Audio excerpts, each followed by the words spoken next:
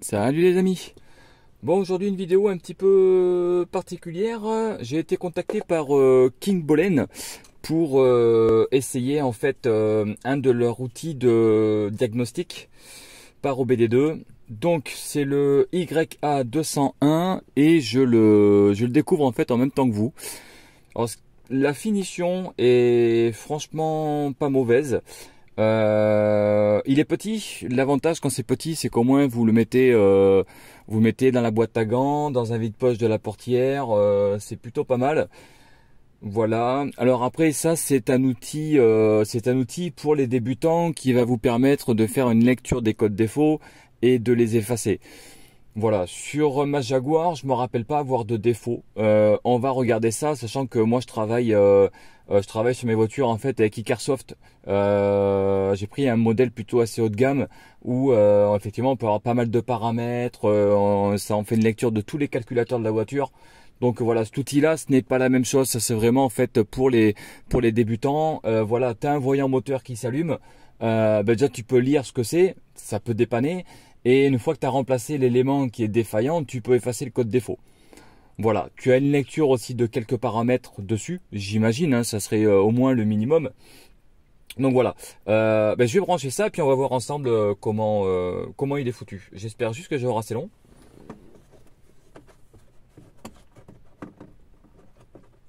Alors, bon déjà, on va essayer de le brancher. Hop.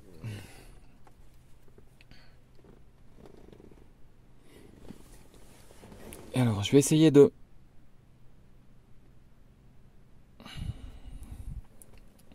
Voilà, j'essaie de zoomer un petit peu et en fait le fil est quand même pas très très long.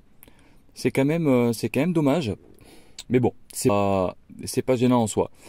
Donc là, nous avons directement quand on le branche, donc là je vais mettre le contact, sans démarrer rien, je vais couper la radio, voilà.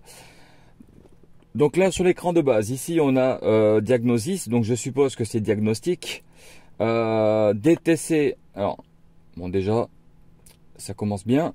Oh, par contre il est rapide au niveau de la lecture du calculateur. Waouh!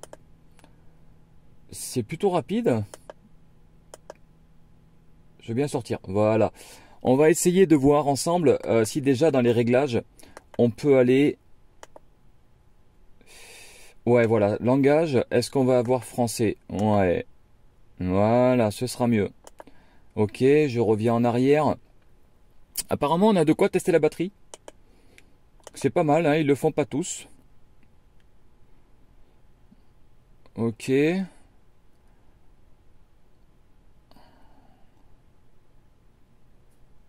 Ouais, d'accord. Bon, je pense que idéalement, le mieux, c'est vraiment de se mettre dessus. Une fois que tu as démarré, comme ça, tu peux contrôler ton alternateur. Si tu vois que ça t'affiche 12,5 ou 13 volts, c'est que ton alternateur, il est mort, hein. Voilà. Ok, bon, ça, moi, je m'en fous. Ce qui nous intéresse surtout, effectivement, c'est la lecture des codes défauts.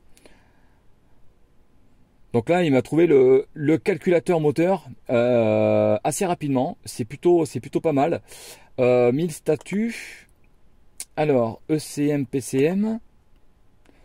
Voilà, donc là, on est rentré dans le calculateur. Je vais aller lire les codes défauts. Code stocké. Aucun code stocké. Ok. Aucun code stocké dans le module. Des codes en attente, est-ce qu'il y en a? Non. Ok. Code permanent. Aucun code permanent n'est stocké dans le module. Ok. Ça marche. Effacer les codes. Données en direct. Alors, qu'est-ce qu'on peut avoir? Ok, enfoncer pendant 2 secondes pour passer l'élément sélectionné. Ouais, ok, bon, ça, ce sera effectivement à voir. Lecture, non, on s'en fout.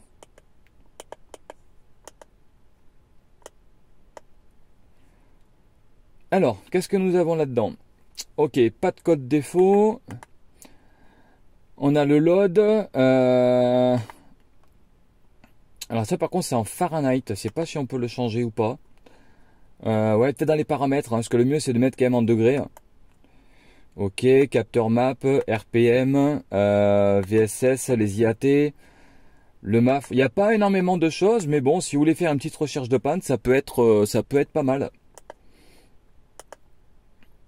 Ok, arrêt sur image, information sur le véhicule. Qu'est-ce qu'on a?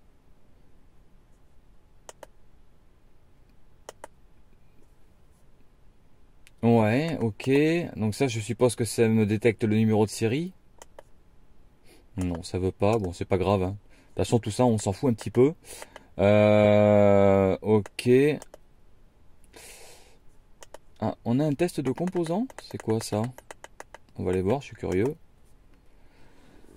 Que des fois, ça peut être un...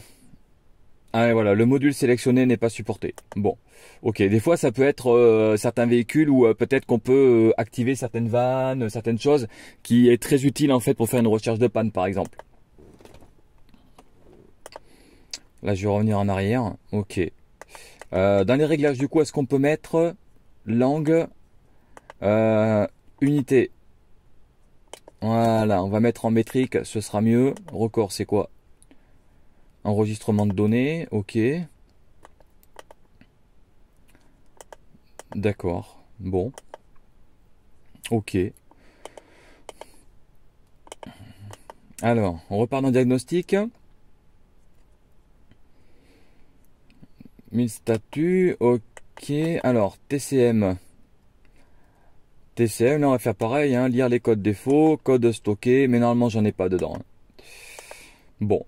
Alors sincèrement, alors j'ai pas été voir le tarif sur Amazon de cet outil-là, mais il me semble qu'on est dans les moins de 30 euros, ou on va dire allez entre 25 et 40 euros. Sincèrement, pour avoir déjà essayé moi des valises de diagnostic déjà dans les 30 euros,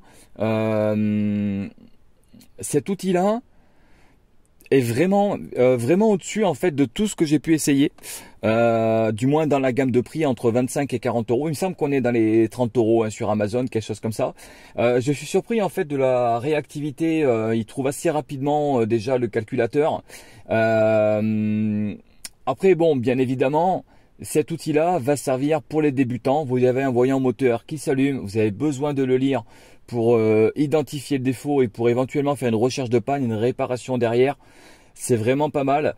On a également quelques infos qu'on peut aller chercher. Donc non, c'est vraiment pas mal. La finition n'est pas mauvaise. Dedans, c'est fourni avec un cordon également. Je suppose que c'est pour faire des mises à jour. Il y a un cordon qui vient se brancher là via USB. À mon avis, c'est pour de la mise à jour, hein, je pense, je n'en sais pas plus. Voilà, puis je découvre cet outil en même temps que vous. Et puis ben voilà, moi je suis plutôt convaincu. Voilà, je suis plutôt convaincu. En tout cas, je remercie King Bolen de me l'avoir envoyé pour que je puisse l'essayer. Moi, j'aime bien découvrir ces choses-là, c'est sympa. Donc voilà, bah, écoutez, n'hésitez pas dans les commentaires à me dire ce que vous en pensez. Si vous voulez en commander, je vais essayer de vous mettre le lien dans la description. Si je sais pas, je vais essayer, je vais vous mettre le lien dans la description. Et puis voilà, donc vous le trouverez exclusivement sur Amazon, peut-être d'autres sites. Hein. Voilà. Bon, bah, écoutez, moi les amis, je vous laisse. J'espère que ce format de vidéo vous aura plu, sachant que je l'ai fait au feeling, j'ai rien préparé à l'avance, donc je l'ai fait en direct. Je découvre le produit en même temps que vous, donc je suis peut-être pas allé suffisamment dans les détails, mais je préfère pas y aller parce que j'ai pas envie de dire de bêtises. Voilà. Et puis après, pour les débutants, vous aurez fait la même chose que moi, c'est-à-dire rentrer dans le calculateur, lire un code défaut. L'effacer si besoin, voilà, lire quelques paramètres, la batterie, les choses comme ça. Et puis voilà. Bon, en tout cas, moi je vous laisse et puis je vous dis à la prochaine vidéo. Allez, salut!